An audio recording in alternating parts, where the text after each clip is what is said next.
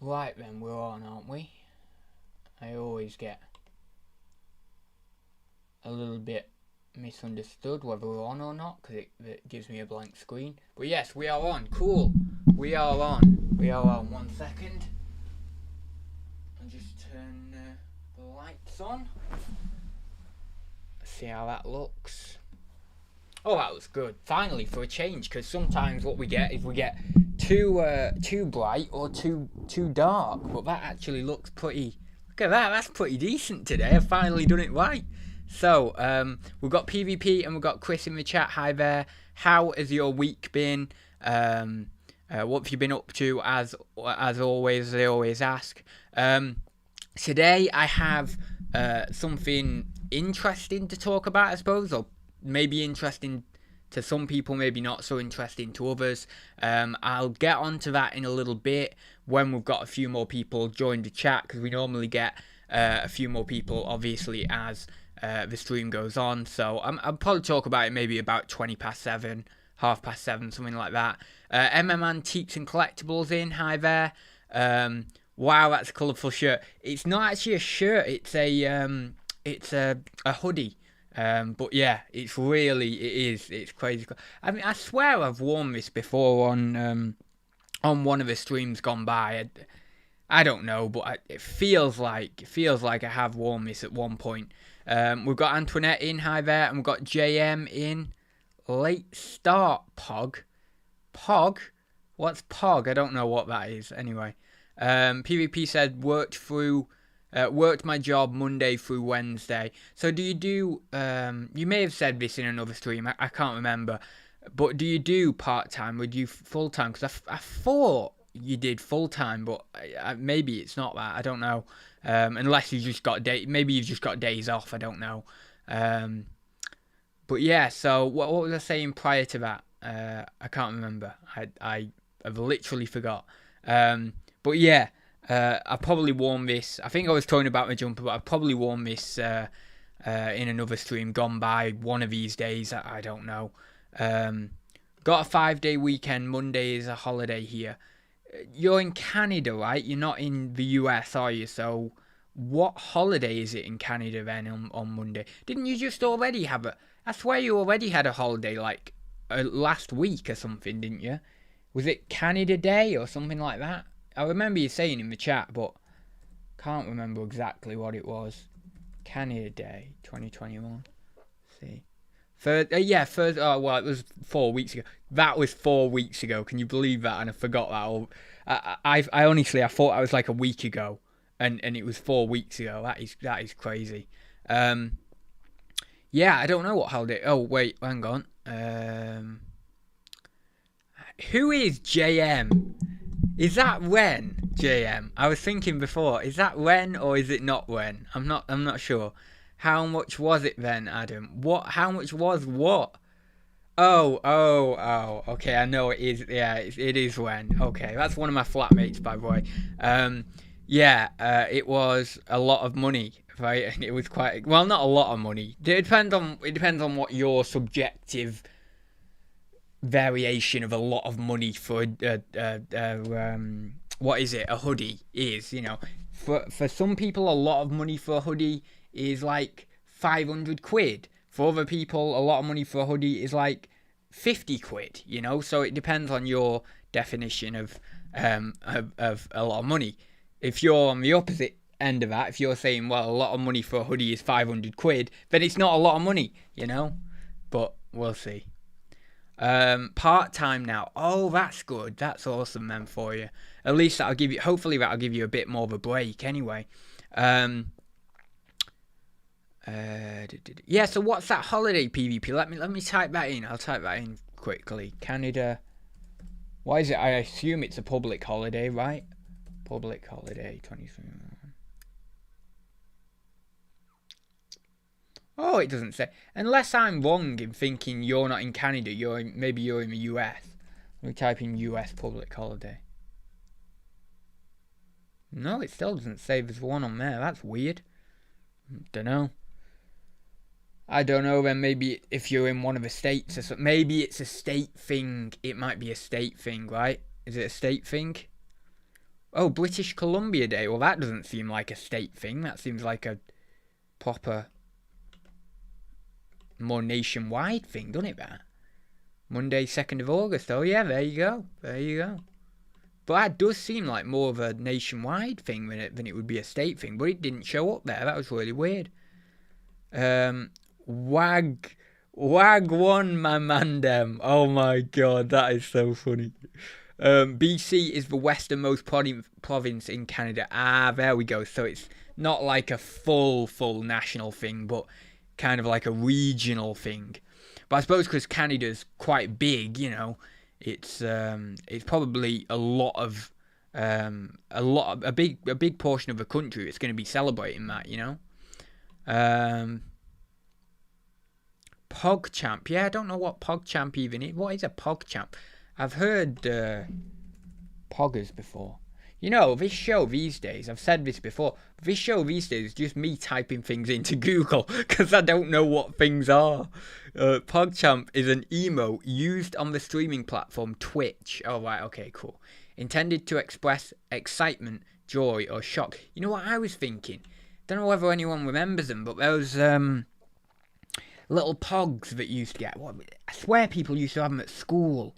Like little round things that you'd get, little pogs, and I forget what they were exactly, but I remember they were round, and that's what I thought they were. That's what I thought they were. That's what you meant, you know. A lot of civic holidays in various provinces on Monday. Ah, okay, cool. 10 provinces and 3 territories.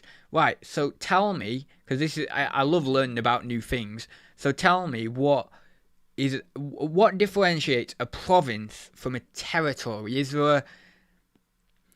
it a contractual thing? For example, is there some sort of, I don't know, treaty or something like that is different with a territory compared with a province? Or I don't know. I'm trying to think, what is a territory just bigger than a province, or a province bigger than a territory, or I'm not sure, you know, I don't know exactly what it would be.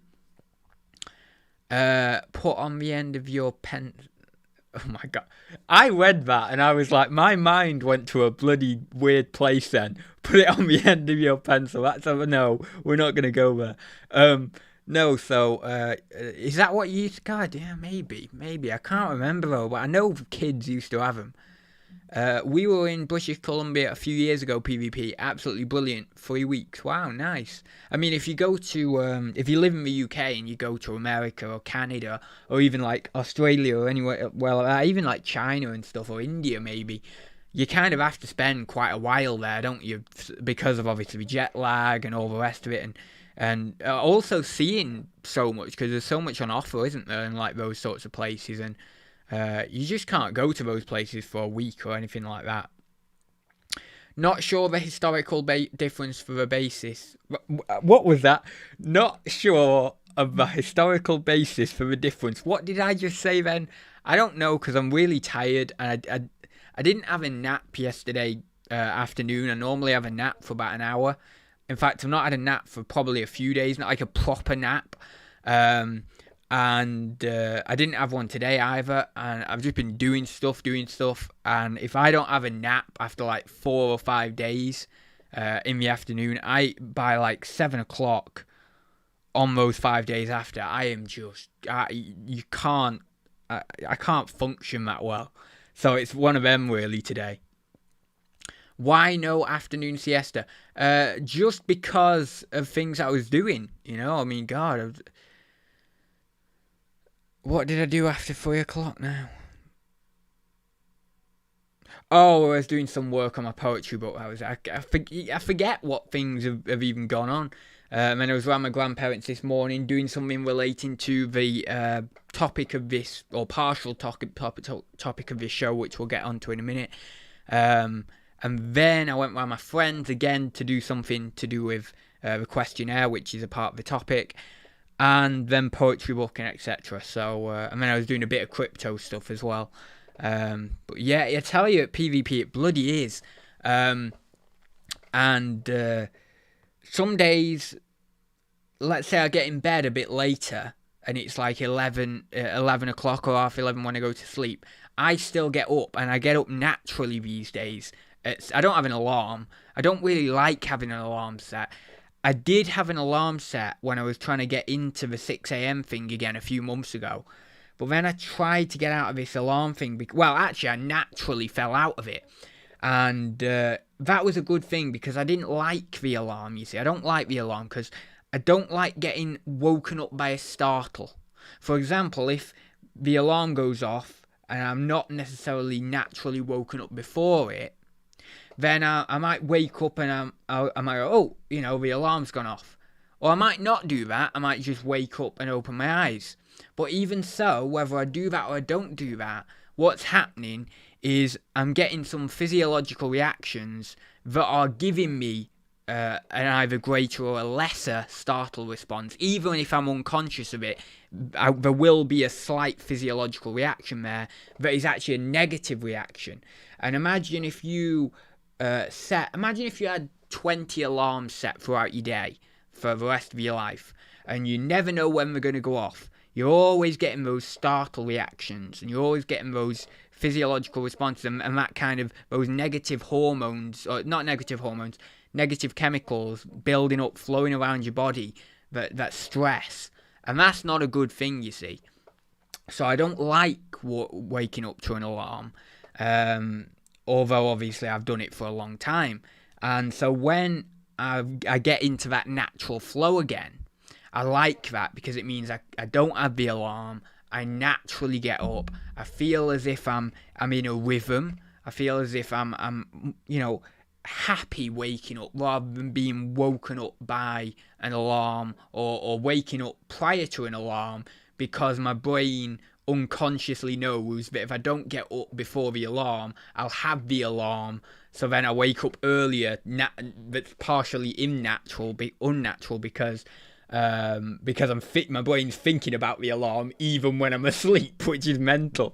So so I like to wake up naturally, and that's good. That serves me well when I can do it.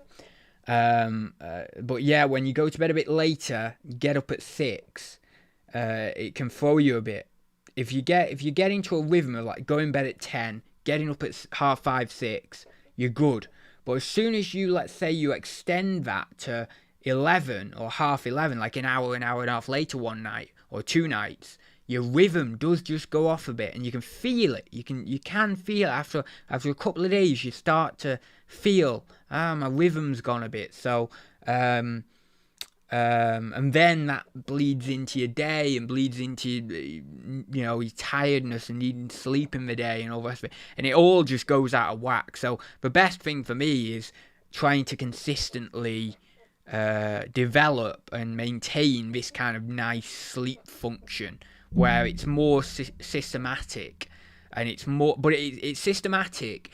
It's systematic within the confines of nature. I know that sounds really weird because it's counterintuitive, but it's systematic because it's within a certain framework of I'm going to bed at 10, getting up at 6, going to bed at 10, getting up at 6. So you got that. But also it's natural because if you don't wake up to the alarm, you're waking up naturally, but in a systematic way. It's very, very weird. I know it is kind of odd. But it's easy to understand, but it's odd that that's the case. But that's the best way for me. If I do that, I'm good. A nap. How old are you? Well, this is what I used to say. I was thinking about this not long ago. You see, because everyone says, don't we, when they're young, like when they're around the grandparents' house or whatever, or they'll see the parents or something when they're in the 50s or something like that. And you always say when you're young, when you're between the ages of maybe about 6 or 6 to 8, and then from 8 to God knows how old, 18 or whatever, all that sort of age range, maybe 6 to 18 or something. You always say to your grandparents or your parents, oh, why are you going for a nap? How can you have a nap at 2 o'clock? How can you have a nap at 4 o'clock? But then I got to about being 23, 24, only a couple of years ago. And then I started to really get into this napping. I was like, bloody hell, I can do this.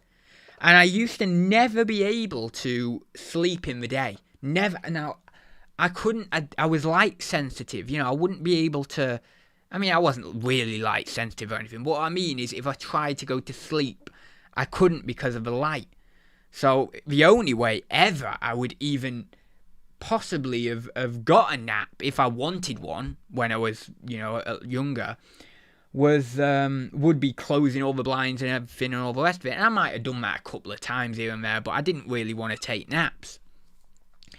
But then when I was 23, slowly I just started getting into this habit. And then I got out of it again and didn't do it for a while and then returned to etc. And I could slowly actually just fall asleep with all with these blinds open, everything, light pouring in, and I can just go. And I used to say to my granddad as well, how the hell does he go to sleep in a chair?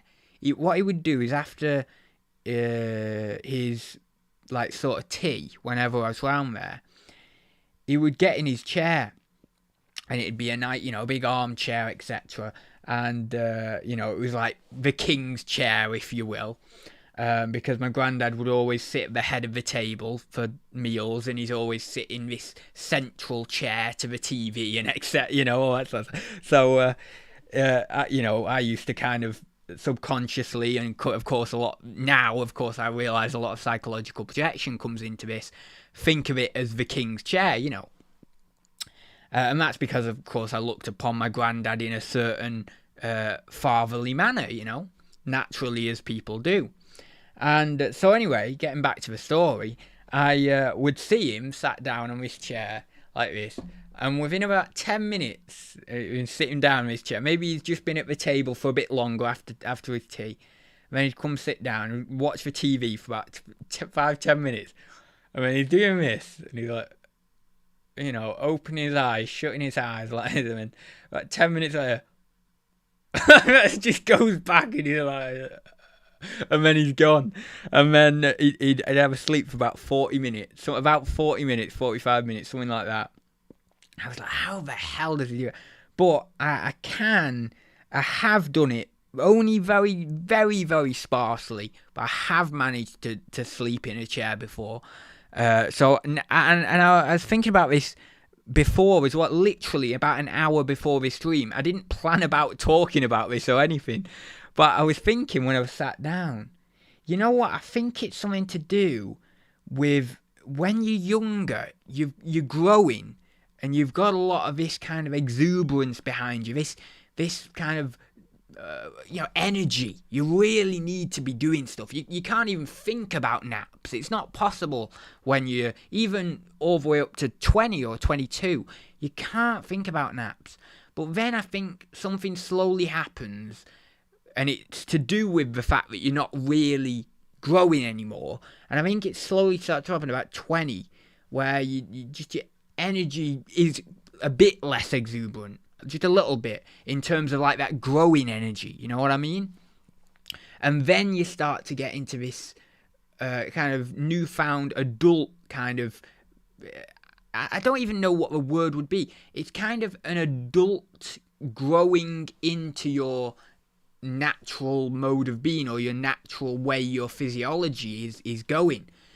And then you can start to slow down, and in the afternoon you can actually have a nap then.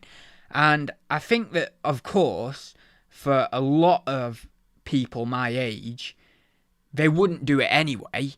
They wouldn't bother doing it anyway. But certainly as the years go on, your body slows down, etc. Then I think really then it's kind of like a natural way of being that you can kind of attune into. And I think there's a lot of worth in that. Now, I don't know what the physical benefits or drawbacks to it are. I've seen online bits of articles here and there, like from newspapers and all the rest of it, saying, well, napping's a great thing or napping's not so much of a great thing. It's like with bloody coffee. Half the time they're saying on these newspaper articles, coffee's a terrible thing. Next, a few months later they're saying, oh, it's a brilliant thing and all the rest of it. It's like, oh, there's newfound evidence to show that caffeine is actually good for the cardiovascular system or whatever it is. I'm just making it up. But I don't know, but I do feel intuitively and instinctively and naturally, just from my own perspective of living life and being a human, that I think it is a good thing, especially as you get older. I think napping, not really at my age, I don't think it really bother at my age really, but when you get to maybe being about 55, 60, something like that, I think it can be a very beneficial thing. And some people, like physicians or whatever, might agree with me there, or they might counteract me, but I'm just merely speaking as a human, and someone who's trying to perceive how possibly it could be, and how I feel it within myself, and how I think it could be. But no, I think certainly at that age it is beneficial. Anyway then, let me go down the chat. Love Questionnaire. I'm intrigued. I'll talk about that in literally 1 minute. I'm just going to go down the chat to make sure I've sorted it. I can never nap in the day. I just look for Lego to buy. Well, that's always good, I love looking for a bit of Lego. It's a shame at the minute. I'm not looking so much at the minute because I've just bought plenty and all the rest of it. I think I've got one more haul.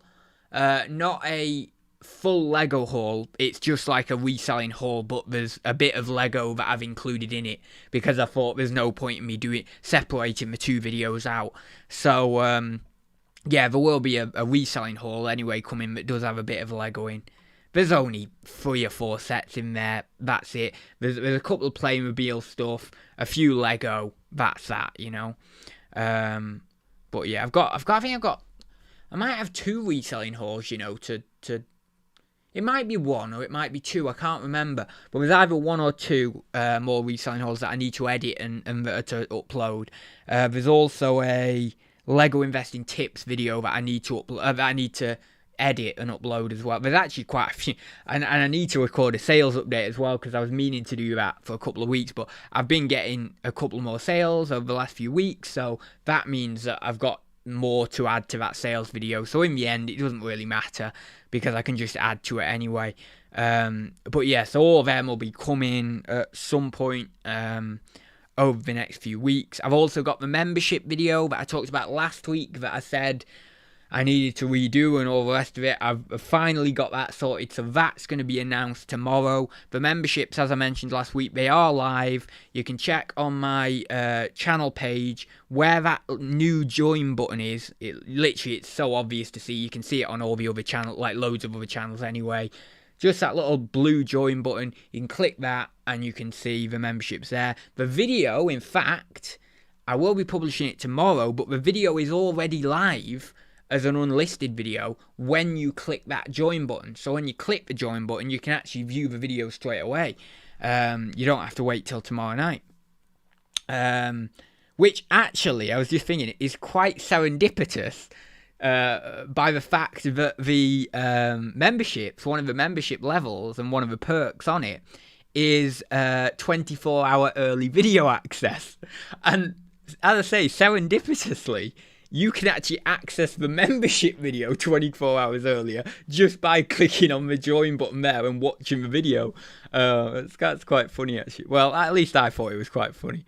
Yeah, I pick the weirdest things to be intrigued by. That also, in a way, is a little bit of Jungian synchronicity for you there. That's a synchronicity, actually.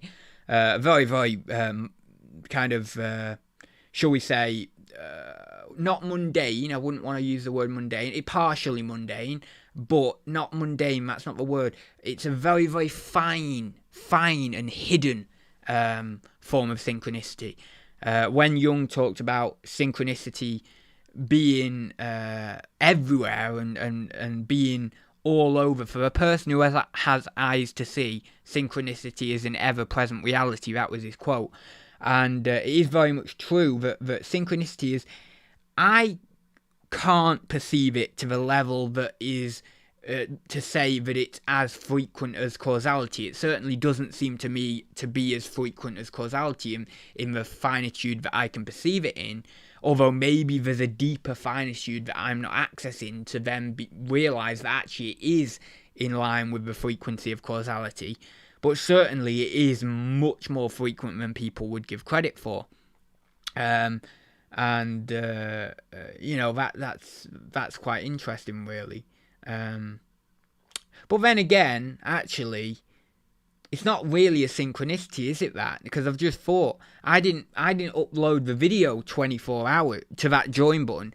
I didn't upload the video to that join button 24 hours earlier, which would then be a temporal synchronicity, or a synchronicity based on the meaning of time with regards to the perk in the memberships and the fact that I put that video on the memberships join button 24 hours earlier. I didn't. I put it on way before that, so therefore it's actually just causality. It's not anything to do with synchronicity per se. So there we go. I've just completely trashed that argument of my idea of that was some sort of synchronicity. It wasn't. So there we go. But you've always got to do this. You've got to pierce down into these things, because you'll find that a lot of synchronous experiences aren't actually synchronous. You just want them to be synchronous, you know? Because it's like, oh, wouldn't it be good if it was synchronous, you know? So there's a lot of that comes into it. But there are genuine and very, very frequent as well synchronous experiences. And it is just about seeing them. And you really can see them all around. But then it's about kind of starting to reel yourself back a bit and think, well, was that synchronous? Was that, you know, more wholly causal? And if that was synchronous, how can I really, really understand it as such? How can I really know, for one, that was synchronous, but know for two, what that was telling me and what that meaning was, and all the rest of it, all those sorts of things, really. Right, let me just go down the chat a bit more. My rhythm is messed up. Tried to get to bed about 10 p.m. on work days. Weekends, I turn back into my natural night owl. You know, I really wanted to do the night owl thing quite a bit, but it just seems like it's not who I am. I wish I could. Like, I think it's a really cool idea, and I think it works for a lot of people. And it just annoys me, because whenever I try to do it, I kind of like just can't do it. I just get to about 2 a.m. and I'm like, you know what, I just want to go to bed. I don't want to be up this late. I want to just go to bed. I tried it a bit at university, here and there. I'd have like a week or so where I'd actually be getting up later in the day, and then I'd work later at night. Because mainly I did that because also the flatmates were staying up later, so I could be with them a bit more, because they would be a bit more nocturnal. They would sleep in the day, be awake in the night, but also I could do some work as well. But it just didn't hit home with me. I didn't like it. I like the I'm a morning. I never realized that I would be, but I am a normal person. I'm definitely not a normal person. I'm a morning person. There we go. No, don't brand yourself as a normal person. That's doing yourself a disservice. There we go. That was nearly a bad thing then. Right then. PvP says, if I'm tired enough, I can sleep in front of my computer. That won't happen while I'm watching this, of course. Well, there we go. You never know. Sometimes I can be pretty boring, and sometimes I can be pretty exuberant. So it's like, you get one or the other with me. Well, sometimes you get a bit of a mix, but I don't know how I quite pull the mix off. Yeah, I don't know. God, sleeping in front of your computer, you'd have to be really tired to sleep in front of your computer. I tell you that, you're really tired. It's easy to doze off for a bit after a big meal. Yeah, oh, it is, definitely. Was that bit of chat then, from all the way back from when we were talking about my granddad? Jesus. PvP, we did the tourist thing and hired an RV, drove from Vancouver. Oh, nice, interesting. We had a week on Vancouver Island, ended up at Telegraph Cove. Telegraph Cove, that sounds nice, doesn't it? That sounds like a nice little place. That's something else I need to mention. Well, fingers crossed. Yes, it is kind of confirmed, but I can't say for certain because I don't know whether his plans will change or anything. But people will know Corey from Power Reselling on Instagram. I believe he's still called Power Reselling. Don't know whether he's doing his YouTube channel at the moment. I'll have to check that. But he is going to be coming on Thursday. I said I wanted to get some guests on. He is going to be coming on Thursday Talks in a couple of weeks' time. So I'm going to promote that, and I'm going to try and get a few more people over here if I can. I don't know quite how I'm going to promote it. Maybe I'm trying to think of a way that I can do it so then we can get a few more people on the stream and stuff. I'll do a custom thumbnail and stuff so then people know that it's a live stream with a guest, all that sort of stuff. But yeah, he's coming on in a couple of weeks. I'm going to message another couple of people. We'll see if I can't get another 1 or 2 people on before the summer's out. When I go back to university, I will still be doing Thursday Talks. And what I'm going to try and do is I am going to try and get a few guests on as well. I don't know how at the moment. I don't know how I'm going to work it. I have thought about getting a few people on from psychology as well, like the psychology course.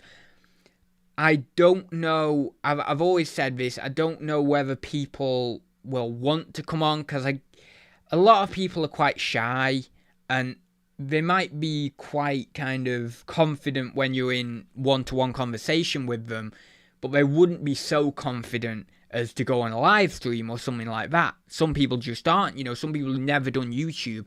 They are like that, they won't come on a live stream, and it's understandable because it's like, well, you are on a camera, you're live, you've got people viewing you, etc. You can't see who's viewing you as well, so there's all that dynamic. So it is understandable. But if I can, that would be good, and I might throw it to a few people because I've made a few friends at university now, and I can throw it out there to a few people at least and say, look, I do this live stream, which we probably will know anyway, or at least a few of them will know. And, I wondered whether you'd like to come on. So I'll throw it out there and I'll see what responses I get. And it would be brilliant if I could have one person on. And it'll kind of connect more the YouTube domain with the university life that I've got going as well. So that's always nice to make that connection. And of course, if someone comes on from university, we'll most likely be structuring it around psychology. So we'll talk about psychology. But to be honest, in a lot of these live shows anyway, it's very rare I don't talk about psychology during any of it. There's normally at least 5 or 10 minutes anyway, so it's not going to be too different than what we have some weeks anyway. But it will be a better dynamic because instead of me just reeling off all of these ideas and theories and notions that I've read about, I'll be able to converse with someone and, maybe them on the other end of the camera or maybe them in the room with me. In fact, it's probably more likely that they'll be in the room with me. Since, of course, we'll be all in the same location anyway. And they can just literally pop round to the house. So I think that dynamic will be really good as well. And I think that we'll be able to have some really interesting and possibly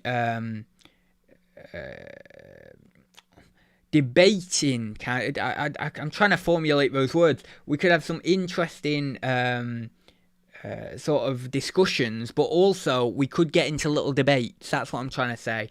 And we might find that we have views that are actually opposed to one another, and then there's many people, there's a few people I know at university we do have kind of not necessarily diametrically opposed views, but certainly subtly opposed views here and there.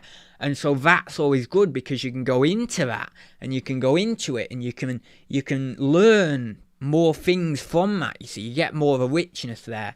Because when you've got two people who are oh yeah, I agree with that, I agree with that, I agree with that, I agree with the other. It's a bit yes man, like, oh, you've got a load of yes men around you and all that sort of stuff. You don't really get the experience of, well, hang on a minute, am I actually right here? Or hang on a minute, are you actually right here? And then you start to get some sort of fruitful manifestation of a kind of real solid philosophy or psychology out of it, So I think that would be quite good, actually. Now, of course, in those situations, we have to make sure that we're not getting too argumentative or far too heated with it. But I can be quite good, and I know that a lot of other people I know can be very good as well at just tempering themselves and calming it, and then reassessing the situation and realigning with where we want to take a discussion. So I mean, it's quite good, actually, and I think it will be quite good. Excuse me. Right, and let me just. I think what we'll do then is we'll talk about the love questionnaire, since we're. I don't think I've got any more chat to. I like going on live streams, but just with my mic. Oh, just with your microphone. Well, you can come on at one time, PvP. You can always message me on Instagram or Facebook or something. I don't check Facebook that regularly, as I've said many, many times, but I do check it occasionally. So, if you message me on there, it might take me a while to get to it, but I will get to it. And if you do message me on there, you can always just pop it in the live chat and say, oh, look, I've messaged you on there, this week, next week, whenever, whenever it may be. So if you're up for coming on, message me on there, message me on Instagram, and we'll sort something out. But yeah, so the love questionnaire, we'll do that. Then what I'm going to do is I am going to cut today's episode short. We did do a pretty long one, I think it was last week or the week before, like literally 2 hours or so. I've not got it in me tonight. I honestly want to go for a walk and get in bed, watch a bit of TV, get ready for another day tomorrow. So yeah, I'll cut it a bit short today, but what I am going to do is I'll talk about this love questionnaire first off. So you will see, and this is just an optional thing. If you want to do it, if you want to help me out, I'd very much appreciate it. But of course, no obligation or anything. But at the top of the description box down below, you will see a link to a Google document. And that is a 5-question love questionnaire. And what it is it's structured around, what does love mean to you? What do you feel when you experience love in relation to friends, or in relation to a spouse or partner, significant other, whatever?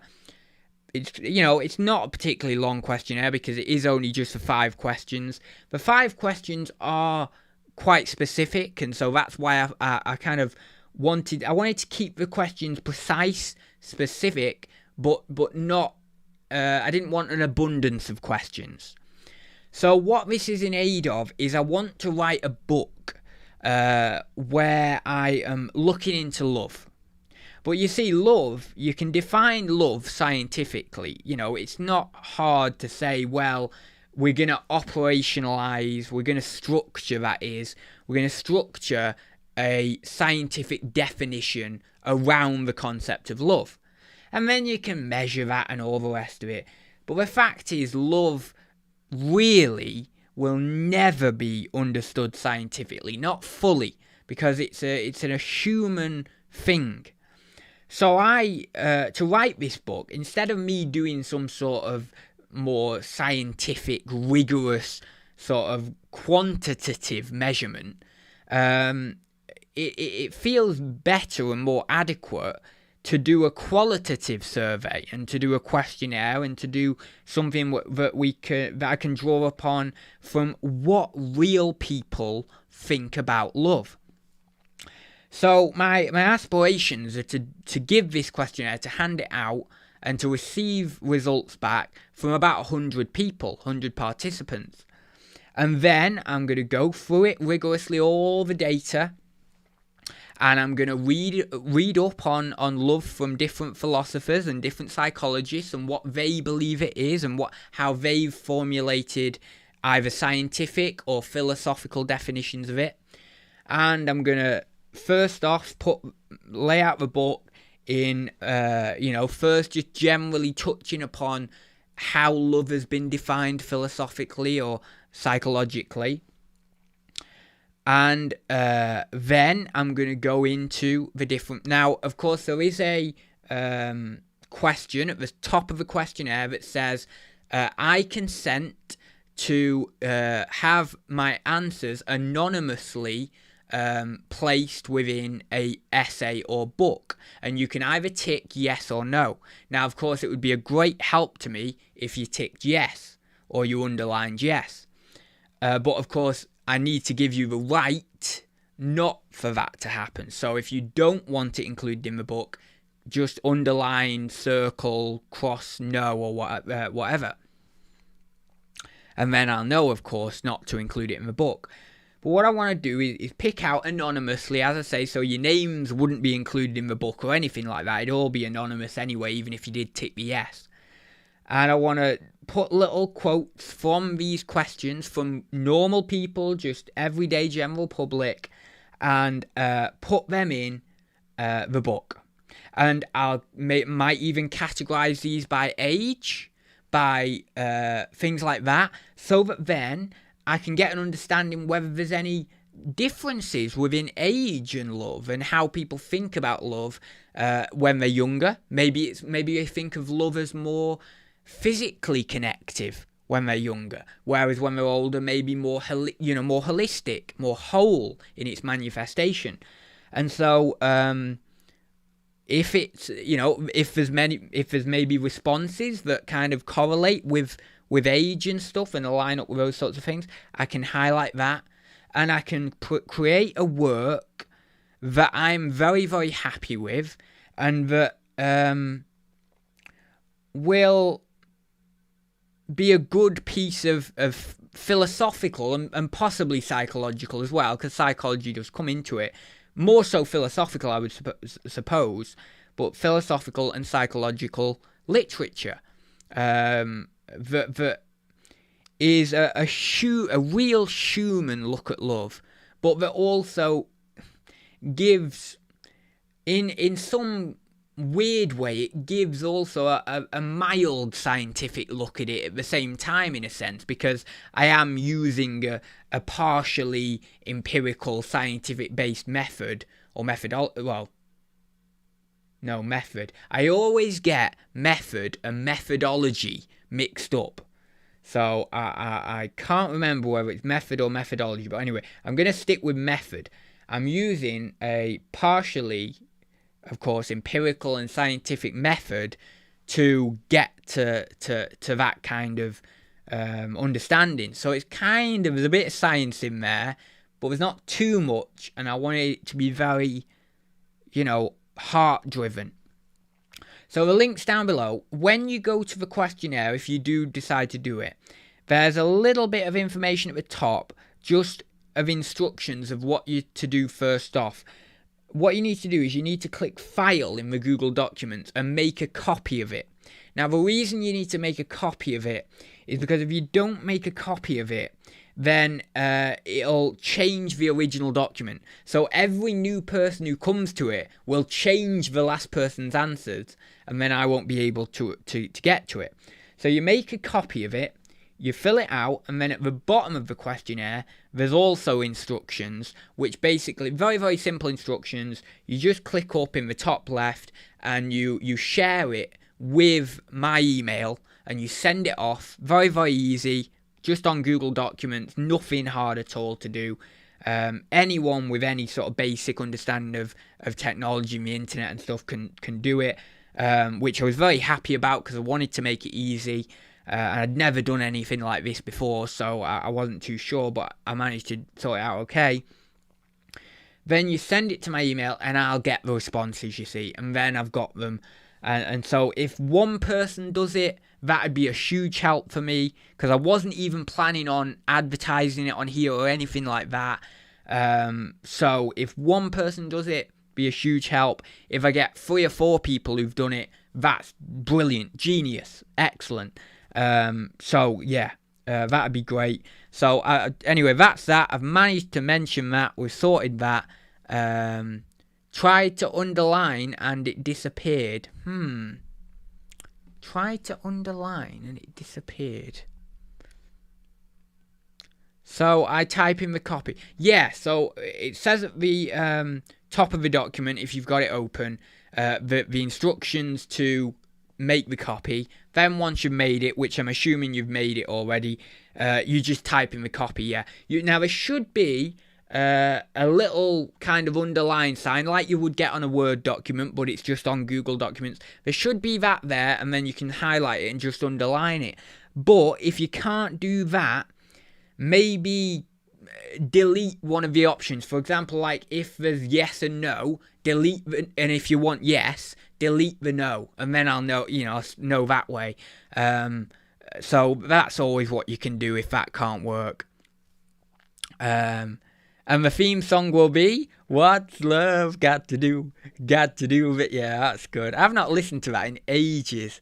Yeah. So how do you? Yeah. So I've just mentioned that.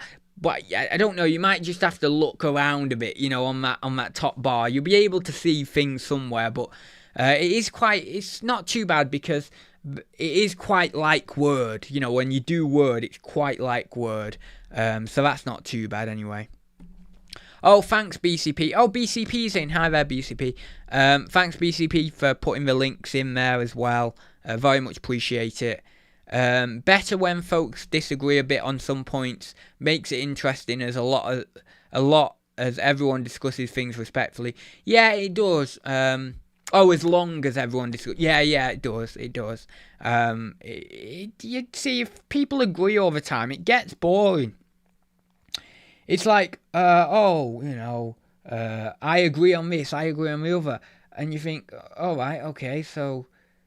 Well, that's great. Then what are we talking about then? Because you've agreed with me on this, agreed with me on the other. We don't really need to talk about it much because we all agree. So what's the point? We all know what we're on about. So it's like, but whereas if you get someone who disagrees, or even if you get someone who maybe they know different things to what you know, and you know different things to what they know, you've got things to talk about there. You've got things to understand and go through and unpack. So that's always a good thing, Sure, Adz, can do. I guess your Facebook is your real name. It is Adz Robinson, I believe. Because they made me change it, and I don't know why, and I was very annoyed with that. But I had Adz Robinson for years, probably, 5 years or something. And then we said, no, we can't have you with Adz Robinson. You have to have Adz Robinson. And it was some sort of, you've got to have your legal name or something like that. You can't have nicknames or anything, but... Yeah, it was a bit annoying, Matt, but no, it is my normal name now, which is a bit of a shame because I like the Adz Robinson. I have Adz Robinson on Instagram still, and I have it on YouTube, of course. But yeah, figured it out, underlining now. Brilliant, that's great. Well, that would be really cool then. At least one PvP's done it, so that's awesome. So very thanks to PvP for doing that anyway. I really appreciate it. It really helped the whole... getting responses, getting some responses in, and getting closer to that magic 100. Doing this magic 100 isn't going to be easy. I've set myself a real task with it. I might go around some of the neighbours' houses, because I know some of the neighbours, so I might say, well, could you do this questionnaire for me if you've got 10 minutes, I could probably get about 5 responses just from doing that, you see. So that's all right. Now, I know this bit isn't very scientific, but I am getting my family to do it as well, and I'm getting my close friends to do it. But because I've got 100 people who are doing it, I'm going to get more people outside of that as well. And I don't think it really matters too much that... if it was a real hard science thing... then I'd be like, no, I'm not going to get, but because it's a personal project and it's a book, for more kind of I don't even know how to describe it, more of a creative, that's the way to define it, a creative project. I'm not going to scorn myself or anything for doing that. I mean, of course, I'm not doing the questionnaire, but I'll get my family and my friends and stuff. And as I say, they still have their own opinions and their responses and all the rest of it. So getting, let's say, my grandma or my friend Ryan or anyone to do it, they have completely different opinions from me anyway. They have their own ideas of what love is and all the rest of it. So it's still perfectly fine to do that, really. But yeah, if it was a hard science thing, I wouldn't do it. But no, it'll be nice to do. It'll be nice to write that book, and it'll be good once I've got everything back and I've structured it and I've gone through it and I've started to realise, well, there's quite a bit of value, in these statements and in what different people understand of love. So yeah, that's a job for me over the next few weeks. Just sending that out, getting that out to as many people as possible. And that'll be really good. That'll be really good. And then we'll see whenever I can actually do it, because you know what I'm like. I've got a billion projects on the go at one time, and this one's probably number 7 at the moment of all the different projects I've got going. I kid you not, it probably is about number 7. It's mental. But it's going to be interesting nonetheless, and it's something I've wanted to do for quite a while, so that's good. Anyway, I'm going to leave it there, guys. Thank you very much for joining me. We're coming up to the hour anyway now. As I say, I was going to cut it short, so I will cut it short. I'll leave it there. As I say, if you could do that questionnaire, that would be brilliant. If not, no worries. Membership video will be out tomorrow, Friday at 7 p.m. What else? And I will be working on editing a few more reselling and Lego videos, so don't worry about that. Those will be coming very soon. And I really don't think there's anything else to say, really. I think that's all that's to say tonight. Just to mention very finally, once again, I am thinking of having Corey on in a couple of weeks from Power Reselling. So that will be on, well, I don't know the date actually, let me just double check the date here. That will be on potentially, and I'm not saying it's a 100% certainty, but that will potentially be on the 12th. And there may very well be a guest after that, or maybe even next week, I'm not certain. So that's all I've got to say. I won't ramble anymore. There's nothing else I think I need to cover. So thank you very much for watching, guys, and I will see you in the next one. So see you very soon, guys. Diddle-a-did, diddle-a-did, diddle-a-did, diddle-a-did, diddle-a-did, diddle-a-did, diddle-a-did, diddle-a-did.